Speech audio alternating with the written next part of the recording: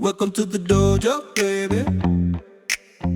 This is Joe Doe. This podcast is brought to you by Emotional Damage. This is Welcome Joe everybody Doe. to the podcast. The topic today is storytelling. We'll do introductions, but first I'm just gonna do like a quick overview. So the power of storytelling, how we shape, sell, and heal through story. Every person, brand, and movement lives or dies by the stories they tell. In this episode, we explore how it isn't just communication, it's creation. Whether you are closing a deal, healing a wound, or rewriting your identity, the story you tell determines your outcome. The angles we're gonna hit: the science of storytelling, sales of storytelling, self storytelling, I don't know what I wrote there, and then at the end the rewrite, like rewriting your story, like self story. So let's do introductions. We'll start with Alex, Magda, Menakshi, and the Willful Warrior, and then try to tie in the topic of storytelling and how it relates to you. Fantastic. Hey, I'm Alex Changho. I'm from Raleigh, North Carolina. And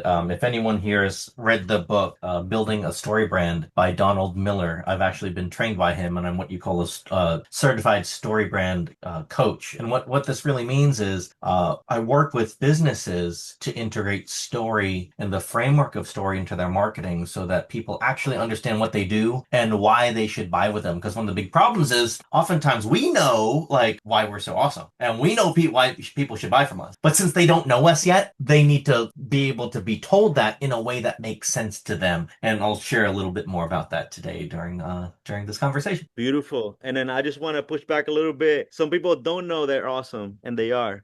All right, let's go to Magda. I love that, Alex.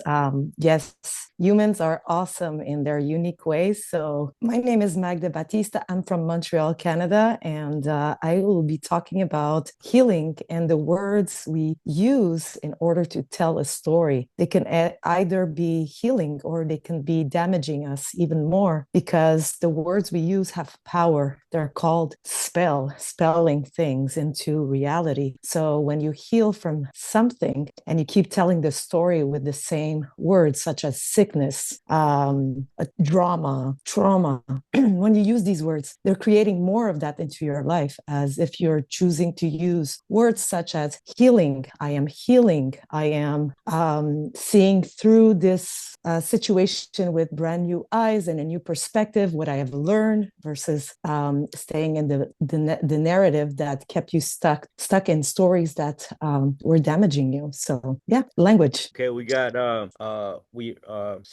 brand story. Alex, remind me the thing, because I know Magda is healing through story. Alex, you were Story brand. Story brand. Okay, let's go to Menakshi. You know how modern lifestyle has impacted people's life nowadays? People are doing things, but they don't know what's the purpose of it. People don't know, why am I doing what I'm doing? And this often leads to disconnection with their own self. So hi, my name is Meenakshi Gautam. I am a self-discovery coach. I coach people to connect themselves back to their purpose, because without purpose, people might be doing just stuff to tick boxes, but without the purpose, they wouldn't know where to go. What is the meaning of life? And the techniques that I use go back in yogic philosophy and ancient Hindu texts. The most important thing that I've learned through my yogic journey is we are not just this body. We are not just this mind. We are more than soul. We are a cosmic energy. We will be reincarnated until we fulfill our purpose on this planet Earth. Sooner we find that purpose, better we can do with that. And whatever is your story, whatever things we keep on repeating, whether it's thoughts, patterns, action, these get stored into our cosmic energy body called sanskars, and that actually helps us repeat the cycle. So something which I keep repeating as my story, maybe in just thoughts, I will result that in my real life too. Nice. All right, so we have story brand, Alec, healing through story, Magda, connecting back to purpose, Menakshi, willful warrior. What do we have? So I'm like Magda on the healing side, right? Using story to heal, but I would actually tune in just a little further and say that I use story to empower other people and get them started if they haven't yet. on their healing journey.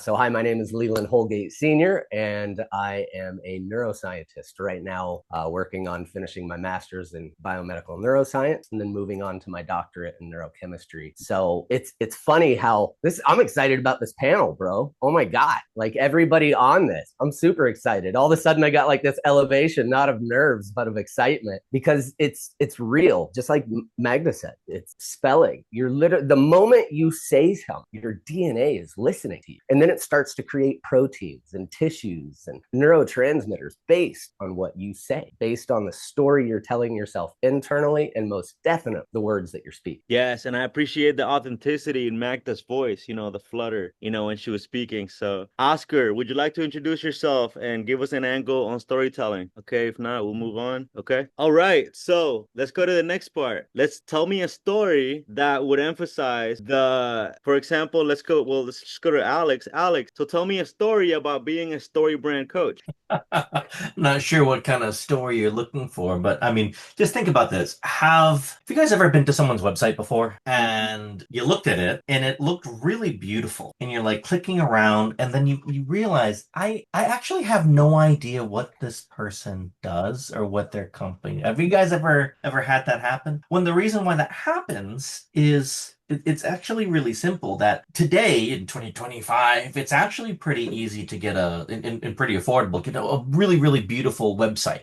The primary form of marketing for companies today. It's easy to get that. And the challenge is sometimes people buy things or they do business with you. They hire you as a coach or whatnot when they see or read or hear words that cause them to want to buy. And so what's really interesting is we can, for all of our businesses, we can tell a story. And the first story, and I'll just tell you this is my belief here. Who's heard, you should tell your story. You should tell your story, because your origin story, because that's what makes people want to buy. I call BS on that. That's probably the second or third story you need to tell. The first story you need to tell is a story about them. Now, some of you guys have already been doing this today. It's a story about them. The problem, what is the problem that they're actually, even before that, what is it that they want? What's the problem that they're having getting that? And then they're like, okay, wow, Magna can help me because she understands me. And then you're into, okay, well, tell me more about this. You kind of get me. Tell me more about you, Alex. How do you help people? So that's the first story that we want to tell when we're talking about our business.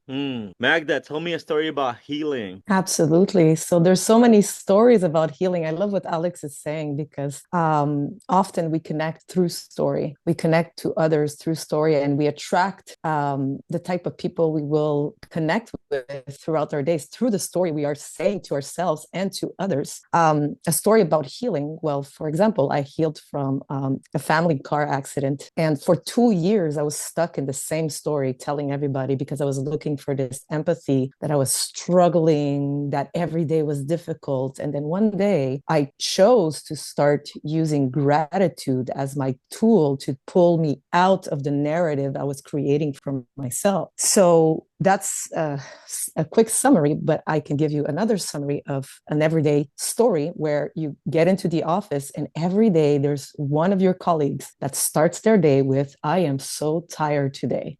I don't want to be here today. And every day they come into the office saying the same story. And people will find it interesting when I catch them and tell them, I am so energized. And then they look at me and I'm like, repeat after me. I'm energized. I'm energized. I'm energized.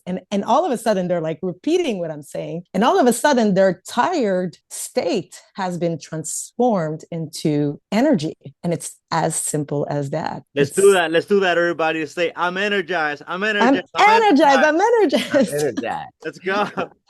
Leland, come on. That was an energy. Yeah. Leland, let me hear I'm energized, especially with this panel. Like I told you. Oh my and God. You use your... Meenakshi, let me hear you. I'm energized. Yes. Can't hear you. All right, back to Magda. Let's hear you. The energy was so high we couldn't even hear her. Yes, so you can transform. Oh, yay! Oscar even wrote in the chat, "I am energized." I love that. I'm So you energized. have the power. Yay! We heard you. So you have the power to change and shift a whole room just by changing the words you utilize every day to set the tone to your day. That's Yeah, that's that I can attest to that. I've woken up on both sides, but last 2 days have been great. Like usually I wake up, I go to the beach and I thank God for the day. I have a good morning routine. I get in the water and do all that stuff. And then yesterday I met a girl at the beach, and today I had a date at the beach. So I'm like, that's a pretty good start to the day. So all right, let's go to Meenakshi. Meenakshi, tell us a story about connecting back to purpose. Okay, so here's the story. How does life look like when you don't have purpose? You wake up just to make sure that you reach to your office on time. So sometimes you barely have time to eat your breakfast or to set the tone of the day, to repeat those positive affirmations that how you want your day to be like. And you wake up on wrong side of bed. That's something that you messed up right in the morning, and now you're running late. So you're angry at people who are not moving faster. And then you reach at work, somebody's yelling at you because you're late and you have a lot of stuff to do. That's a typical work day look like. Maybe you have some good friends, you will chit chat with them, work and come back home, and you realize that you need to eat because you had a long day at work, and then you probably Netflix and chill and go back to sleep. And you keep doing that on repeat mode until weekend, because that's your party time. All you're going to do is just drink, eat, binge on Netflix and sleep, and hoping that Monday never comes. I hope this Saturday and Sunday gets elongated, that I don't have to go back on work on Monday. And again, Monday is same like any other day, any other work day. On the other side, this is your day where you know that today I'm waking up to serve people, to help people. Somebody who needs me today, I have to be there. If I don't show up, maybe somebody will be waiting. Somebody is waiting for that transformation. Somebody is waiting that help will arrive. Somebody is waiting that has hope today. And if I don't show up, probably the person's last hope will die. So every day I choose to serve people. Every day I wake up with the positive energy that, yes, I am meant to be someone who can bring change. Even if one person's life, yes, I'm motivated, I'm inspired. And when you set the tone of the day like that, that you're driven with purpose, not just because you have to work for paycheck, you have to withdraw the paycheck on 30th or 1st of every day, but you know that even if I don't make money from it, I am doing my best. And once I'm giving my best, money and everything else is a byproduct. So that's the story of purpose-driven person who sets the tone of the day right from the beginning. Leland, tell us a story about empowering others. Oh my goodness. Okay, yeah. So, and I love what you just said. I always say purpose above profit. The profit naturally follows. So on what Magda said, we are so ingrained with story. Think about it, all the way back to our tribal ancestors. That's how we told, hey, there's the saber-toothed tiger is right around the corner. That was the way that we relayed all of our information. The food is walk past this, then look at this, and it's right there. So we connect through story, as I mentioned, in our DNA. It's just built into us, woven into us. And Alex, bullseye as well, because of course I can open with my story of, having to learn how to walk again and all these other things. But what I find is people connect more when I talk about empowering them through the stories that they're telling themselves, just like everybody is saying, right? First thing I say when I wake up in the morning is, I'm not sure if you use expletives here, so I'll calm my combat veteran. You can say anything you want. Okay, awesome. I didn't know if I could be full combat vet or I had to leash it back just a little bit. But yeah, I wake up in the morning and immediately I'm doing my good morning stretches, couple yoga poses, and immediately I verbalize it's going to be a fucking amazing day. I can't wait to get out there and do something fun today. Doesn't matter what it is. I'm belting that out and it feels so good. Immediately I get this flush of all the dose hormones, right? Dopamine, oxytocin, serotonin, they start rushing through your body. So immediately you're setting yourself on that program. So back to what I was saying, like Alex said, when you connect with somebody on the story they're telling themselves, then it's like I'm speaking right to that person's soul. Oh my God, he understands exactly what I'm going through. I feel like that. I wake up like that. I think like that. And then in that way, I've allowed that to become a really soft entry for people so that they can, in a process like we're doing right now, Awaken the Warrior within our 12-week course. We're in week 5, and it's all about reprogramming the subconscious mind and rewiring the nervous system through story. So it's funny that we're having this conversation because we've got now MS patients that are turning their symptoms off like a switch, cancer patients moving into full remission, spinal cord injuries, learning how to walk again like myself. So there's some really amazing things that happen when you connect people with the story they're telling themselves. It's the most important story that you could ever tune into, because what you're thinking becomes your speech, it becomes your actions, your results, your character, your habit. All of those things are programmed in the story you're telling yourself. Leland, congratulations on your healing, man. Like, wow. Wow, that's crazy, man. I love to hear more. Twice paralyzed. I've been there, done that. Wow. Okay. Well, let's go to this next part, which is Disney World, Walt Disney, J.K. Rowling, the apostles from the Bible, Muhammad. Like, these characters wrote stories, and they have shaped the way that society is all over the world. Like, Muhammad created billions of people that are now following this religion of Islam. You know, the apostles, Christianity, the Jews, the Judaism, religions, ideologies, political people, Karl Marx with, you know what I mean? Like, he wrote stories about communism, and now a lot of people follow this, you know? These stories shape, but there's structure to these stories. So let's talk about story structure. Do you have a favorite story structure? Tell us your favorite story structure, and then give us an example of the story structure. Alex. So great point. I think there are people who've actually gone in and tried to break it down, and they've found there's like 13 different story structures out there. Particularly for when we're talking about a business, we really look at the hero's journey, and a lot of this is talking about how, again, everyone wants to be the hero. They want to be the hero in their own story. They want to help other people, and oftentimes what they need is someone to help, and that's a guide. Or if you think about, like, in you mentioned J.K. Rowling, there's Harry Potter, he's the hero, but then Professor Dumbledore is the person who helped.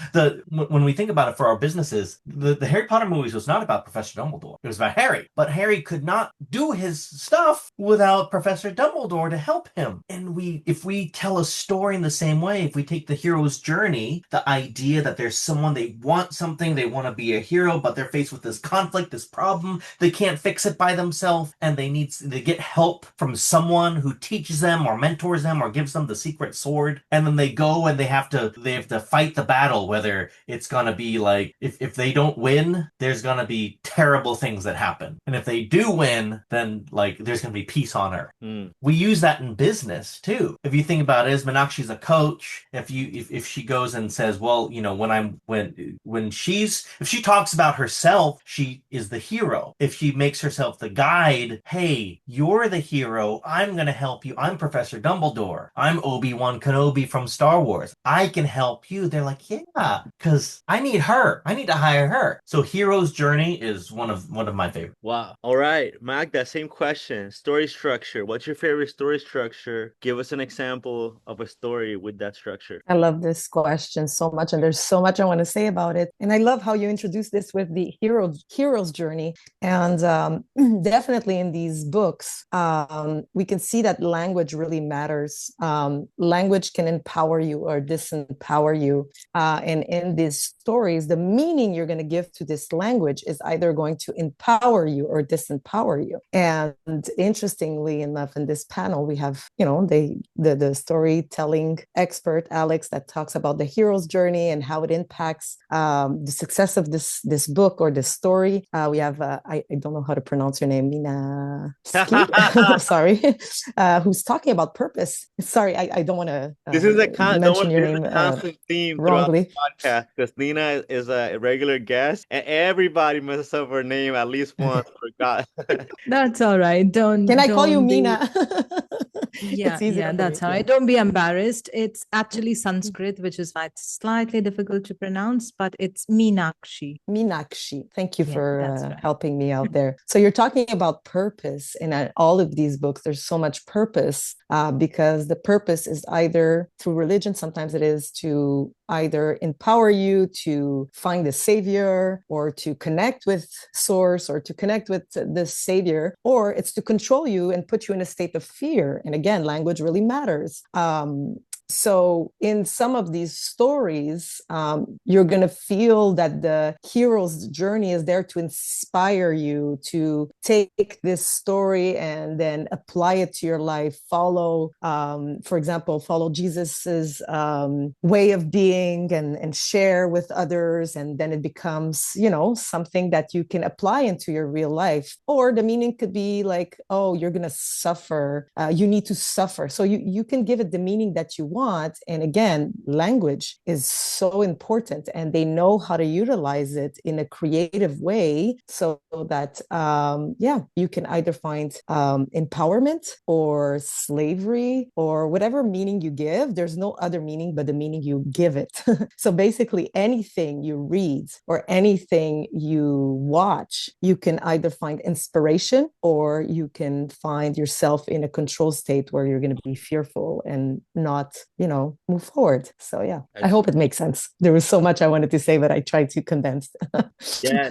So we have Alex with the hero's journey, and he went in depth on the hero's journey. And then we have Magda on every story empowers or disempowers. All right, let's go to Meenakshi. Meenakshi, what's your favorite story structure? And give us an example of that story. Yeah, so my favorite are two type of structure. If I have to sell transformation, I use past and future. You might have seen me in my storytelling before. So if I do this hand gesture, people associate it, okay, something happened in past, something coming up. And if I keep moving my hand like this, and if I telling you that, you know what, I was in a corporate job, it sucked every time I put a lot of effort, every time I failed. I was so disinterested in my job. I was just working to draw that paycheck. Life did not make any sense, and I was totally disappointed with myself. And then I found a coach. She told me that your story, your voice matter. And today I inspire a lot of people. That's the life I've created, not the one that I left behind, but the one that I created. So if I talk about corporate, people can, if I don't do the hand gesture as well, what life would you choose? The corporate or purpose driven? So people can still associate my hand gesture, it's more powerful and impactful. This really works if you're selling transformation before and after. And second type of storytelling that I use, it's mostly for sales pitch. This is called the problem, then your story, and then solution. So problem is, why would you sign up for my coaching program? I don't have time. That's exactly you should sign up.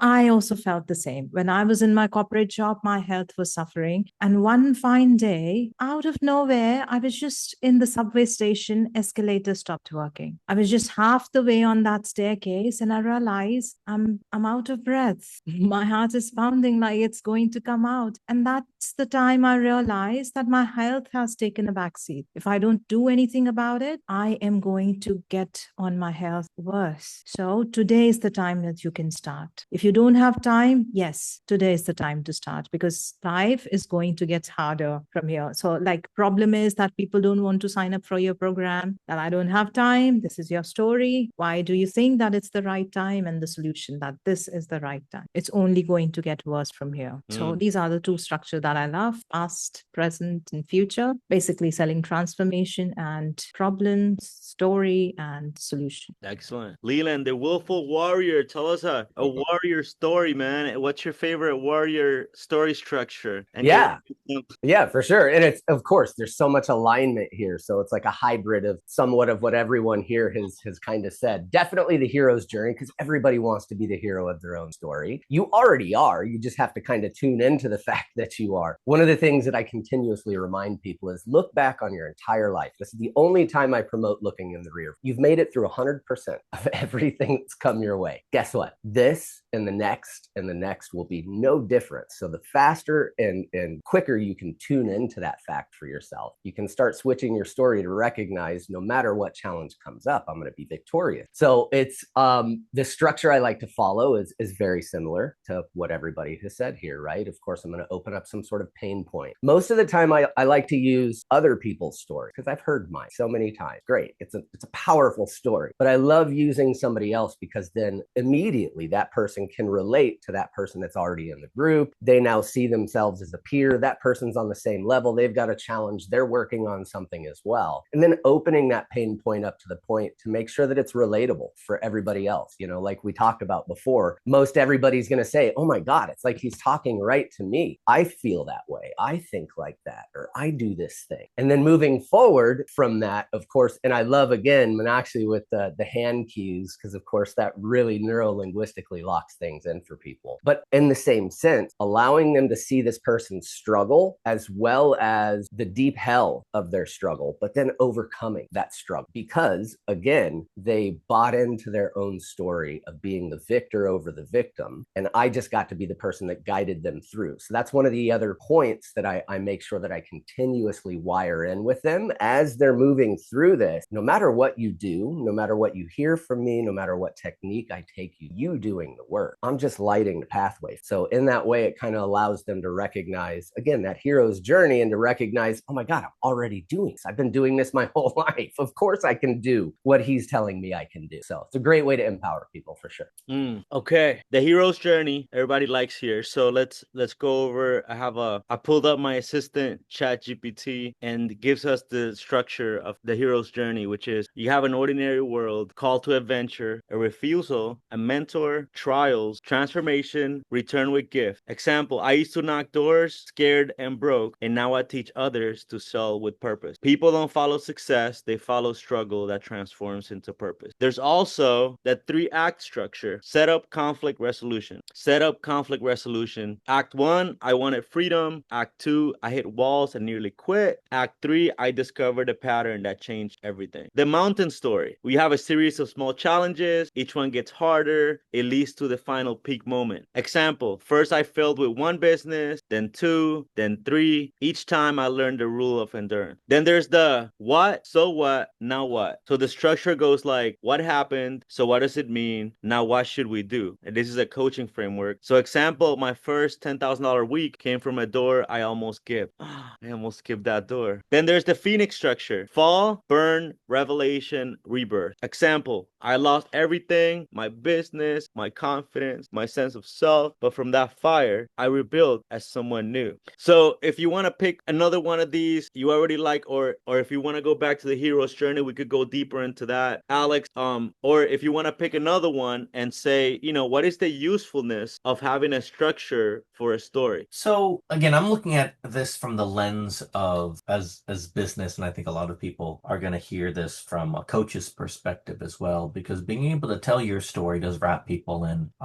And one of the keys, at least when it comes down to business, is to continue to make it relevant back to them. Because especially if you consider whatever story you're telling, if you're telling a story about yourself, but they can see themselves in your place, if you're talking about, you're talking about door knocking and how you almost skipped a door and how it's actually that door that helped you have your very, very first $10,000 week. If someone can also think, wow, I've done that too, then they're brought into your story. I think one of the most important things, because story is the best form of communication known to mankind. It's thousands and thousands of years old, since the caveman days. We use it to communicate everything. And there's a difference. A lot of us are coaches, and we want to inspire people. If your goal and job is to inspire people, there's one way to do that. If your goal and your job is to inspire people and get them someone to buy from you, that's a different story you have to tell. Mm. There's different elements to it. Not saying that one and the other are different.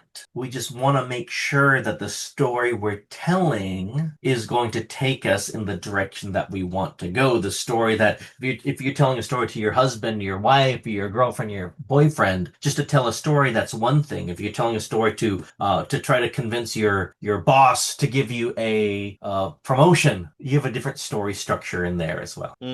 Magda, what do you think? What is the usefulness of a story structure for telling your Yeah, so I love what Alex is saying, because basically when you create rapport by telling a story that the people will say, me too, it happened to me too. And in healing is the same thing. If I meet with a client who wants to heal their trauma, their childhood wounds, which is my expertise, and I start with, well, I got it all together and my life is perfect, they're going to be like, fuck you. I don't want to, sorry, you said we could say whatever we want.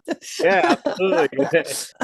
They're not really going to connect with me. And now they're going to be 5 miles away and it's lost. I'm not helping them. So on the healing journey, I want to make sure that I'm starting with a language that will create this rapport. And by utilizing this language, now the person is feeling connected to me. And now that they're connected to me, I'm able to start reprogramming their subconscious minds with new thought patterns, with new ideas that are going to start to make them think, something to think about. And as I spark this curiosity, now they're able to be open to what I have to tell them. And now the healing journey starts. So storytelling through rapport, connection is so powerful.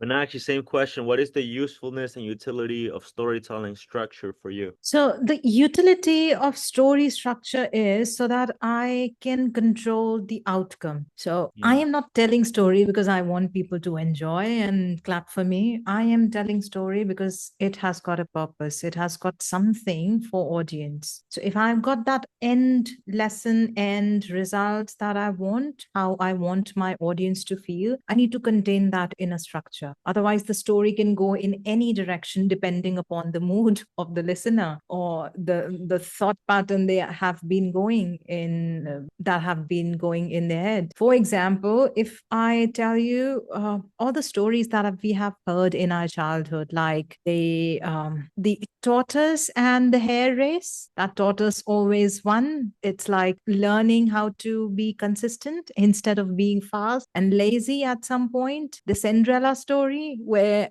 your life can change in any of the instance. These stories are always repeated, and not always the outcome is same. Sometimes the outcome is different. Like you see modern Cinderella story, though the story is same, the princess is same. The princess can also be fierce. She doesn't want to be saved by a prince. She doesn't want to wear glass slippers. Instead, she has swords. Like Mulan, it's if you chunk everything up, all the stories are same. Like the hero's journey, it's pretty much every story is about the hero's journey. But if I chunk it really down, I can go or target the very specific emotion of audience. Like the same hare and turtle story. If I have to flip the script, why is this so exaggerated that the tortoise won the race? Hare anyways knew that he's faster than tortoise. Why would he want to defeat him? Why would people say that he was lazy? He let him win. At least he would get encouragement. He would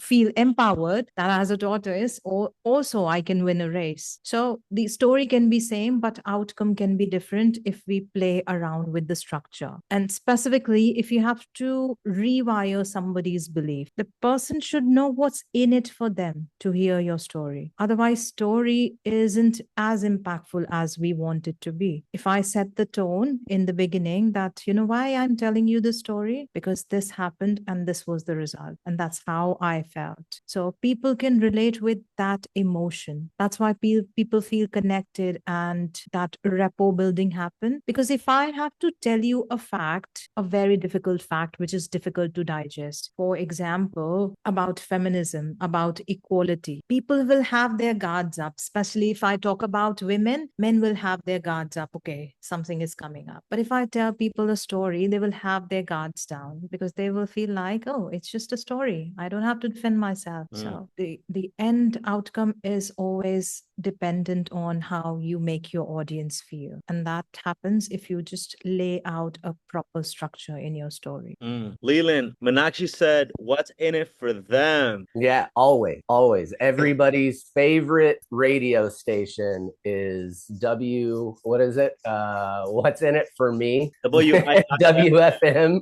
Yeah, WIFM. What's in it for me? So yeah, when you follow that, there's relatability. There's way to connect with your audience. And I think one of the things too that we're all highlighting is we're super specific with our stories, right? You can't do this broad net and just think you're going to cast this net out there and grab everyone. Not everybody's going to connect with your story. You know, you're not going to be everybody's cup of tea. So one of the things that I've been using lately follows kind of what Meenakshi just said, you know, chunking or segmenting, pulling pieces of a whole story out just to kind of talk about the mindset. You know, one of the things that I like recently today, I just did just a short video on some of my failures in the past and where I've made shifts in my mindset. Something as simple as don't say fake it till you make it, rent it until you want to buy the philosophy. Because the moment you say fake it, your body's hearing something that's inauthentic, like, oh, this is BS. He's not going to want to do this anyways. Why am I going to be?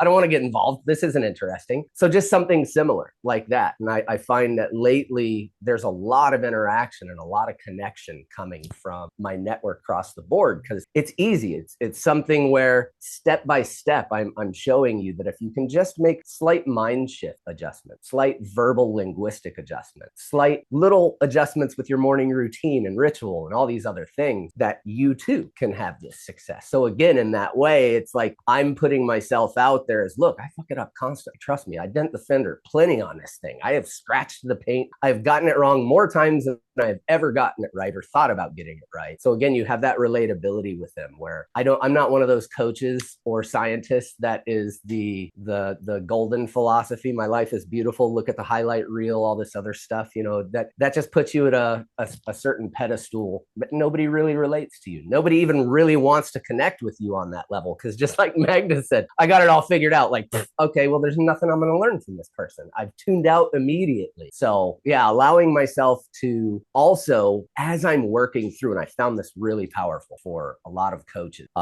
Dr. Joe is my mentor, and he's actually the one that has taught me is throughout your coaching journey, talk about your fuck ups more than you talk about your wins. Because the moment you connect with those fuck ups, the moment you connect with those oopses, more people are going to recognize, oh, he's just a normal person like I am. He puts his pants on the same way every morning. So it gives, again, that relatability for them to recognize, like, this is not out of my reach. What he's talking about is within my reach. I can do the same thing he's doing. I've done the same stupid shit that he just said. So if he can be successful, I can be successful. Yes, holier than thou coaches. Drive me nuts. They drive me nuts. I send them lots of love. But drives me insane. Like, oh yeah, you got it figured out, bud. Yes. So okay. So today we're only going an hour. Usually I go 90 minutes, but I got a meeting at 12:30. So let's start wrapping up. Let's start bringing it together based on what everybody said. You know, what kind of gold can we get from this conversation? You know, I'll just do a quick summary here. We have Alex started with the StoryBrand. Then Magda talked about healing through story. Then Meenakshi connecting back to purpose. Then Willful Warrior Leland empowering others. Then we spoke about like all of the powerful storytellers of the past all throughout history. We spoke about story structure. We spoke about the hero's journey. Everybody wants to be a hero. And Alex said, but if you're a coach, you're more like Dumbledore. Not Dumbo, Dumbledore. And then Magda says every story empowers or disempowers. And then to what Leland said, like you wanna rent it until you wanna buy it. I had an ex who wanted me to buy the idea of marriage. And then I told her, I just want to rent to own. That's one variation. Right. So, Yeah, so just a little joke there. But all right, Alec, final thoughts. Let's start bringing this together, man. How do we bring this together with a story brand? Let's say, in your field. If there's one thing that, if we're going to use story in our business, if there's one idea, it's simply this, that remember that your client, your customer, your prospect, whoever it is that you're talking to, make them the hero and position yourself as the person who helps them, who serves them, who teaches them, whatever it's going to, coaches them, because then they want to be the hero and they will see you as the guide, as the person they need to hire. All right, Magda. I love that. And I'm in the process of writing a story, a storybook. And interesting part was at first when I thought about the title was How Much Pain Can You Handle Until ... And I went on this journey where I went through the Camino of Santiago. I don't know if anybody's been there. And as I was walking, I was like, oh, that does not sound like the title I want to use if I put the emphasis on choosing words as empowerment. And the truth is, at some point, I stopped and I remembered I always say this. Before he mentioned fake it till you make it is not a good expression. And I hate that expression. And I've changed that expression into faith it until you make it. And that's the title of my new book. And that's how you can go from how much pain can you handle until ... using pain versus faithing and using a word that is going to come in and change the whole narrative of this story to empower the reader, to empower myself every day. So when people are going to open that book every day, they will remember that they have a choice. They can either use faith or fear. If they choose faith, there's an outcome. If they choose fear, there's another outcome. But both weight the same on the scale because both of them, you don't know what is going to happen. You're blindly walking into a scenario, into your storyline, but there's one that is going to give you courage to move forward, and there's one that's going to block you, and you're going to stagnate, and you're not going to move. So which one are you going to choose? And I close this up with faithing it until you make it. And there's another way to pronounce that, and maybe this could be a different angle. You could say fading or you could say fatting, where you could just put some fat, you put some fat into it, and then you love that. And then you work out that. Joe, but I'm all about health, so I'm not sure I want to fat it up. Joe and his offshoots. I love it. That's gonna be my book. I'm gonna be fatted until you fat it. I don't know. I'll think of something. Okay. Yeah. All right, Meenakshi. How would you bring this together in like a little like? Got it. I understood your nonverbal communication. That was really powerful. Thank you. I'm bringing it. So, I think everyone's input were really valuable today. From beginning, like Alex started, that it's about hero's journey that we share mostly in coaching and anywhere that we see today. People are telling their story. People are not actually selling the product; they are selling their transformation or their hero's journey. So before people can buy from you, they actually have to listen to your story. That what happened to you, why are you doing what you're doing, and if they connect with your purpose, if they connect with your story, they develop that kind of trust that yes, this person can help me because they have been in same situation where I was, and that's something which builds trust. And also you need to follow the structure as well so that you can control the outcome. Not always we are selling some products, sometimes we are selling inspiration. People should feel inspired after listening to our story, not that they have to immediately buy from me. So make sure your end goal, what is your end goal? Are you inviting people? Are you inspiring people? Do you want them to buy something from you? Drive the story in that same way. And not always you can have the same story. Other way around. You can always have the same story, but choose a different outcome for the same story. So you can use technically that same story with different outcomes, but first you have to start with the outcome. What is the outcome that we need? So that's pretty much that I heard. And also, Alex